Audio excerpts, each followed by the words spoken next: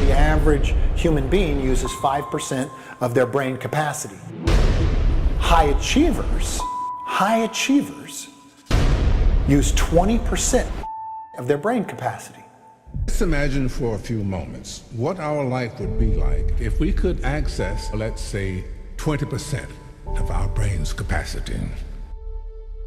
100 billion neurons per human, of which only 15% are activated. There are more connections in the human body than there are stars in the galaxy. We possess a gigantic network of information. Your brain has billions and billions of neurons, hundreds of billions of interconnections.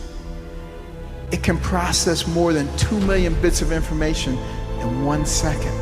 It doesn't forget anything you've ever seen or anything you've ever heard, which is why it's important to make sure you don't put the wrong things in there, because they always will impact upon you, subconsciously and consciously. Well, the first thing is that everybody, and everybody has the potential for genius. The human brain is far more powerful than a computer. What is your brain capable of if you actually put your mind to something?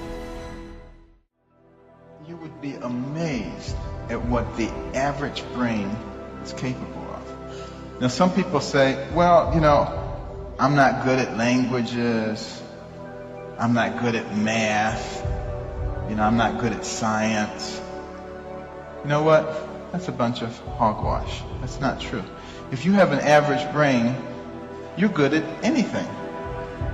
It's just a matter of programming the brain correctly. Most people think it's pretty easy to read. Why? Because they know all 26 letters of the alphabet. What if you only knew 21 letters of the alphabet? What could you read? Not very much. Well, math and science are exactly the same way. If you're missing elements, it all becomes very confusing.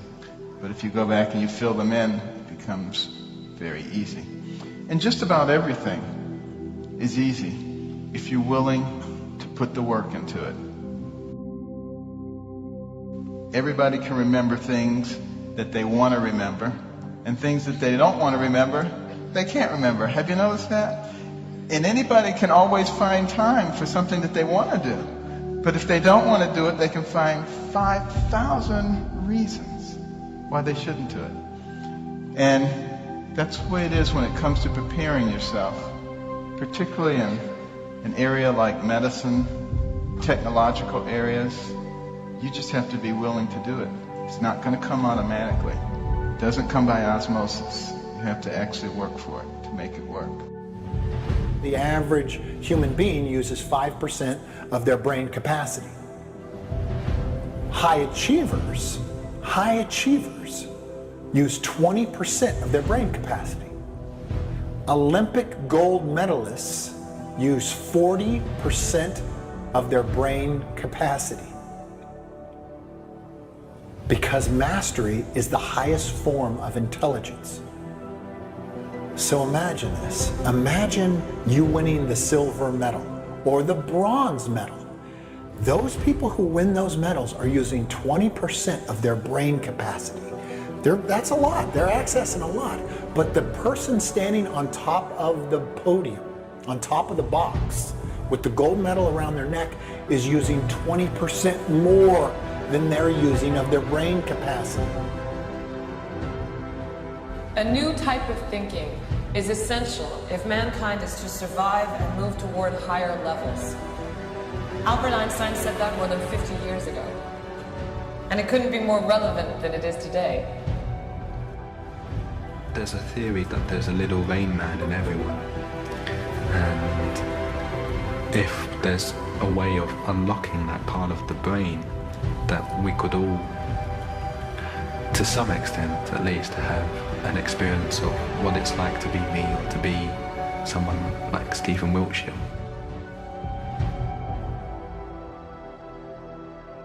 The second step is a very simple one.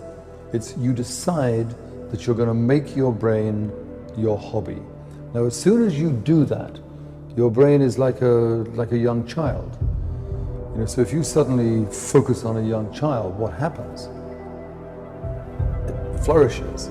Same with the brain. So the minute you make it your hobby, the minute you scan the web, the minute you go into libraries, the minute you attend courses, the minute you read books on it, your brain will reward you in ways which even you now wouldn't even believe would be so.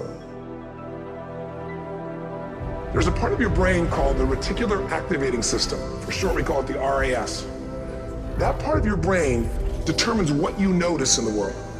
And it's really important because when you set a goal, when you get really clear in a vision, there's strong enough reasons, and you review it enough, and it becomes a part of you, that part of your brain says, anything that relates to this, I need to notice. Our perception of reality has less to do with what's happening out there and more to do with what's happening in here.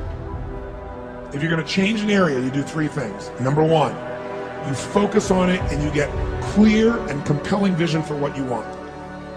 You see, if you focus on crashing into the pole, trying not to, the more you try not to, what you focus on, that's where the energy goes, that's where you go. If your only reason you're focusing on it is like, well, I need to lose some weight because I feel fat, versus I want the energy to burn because with that I'll have more passion, more aliveness, I'll be able to impact my children.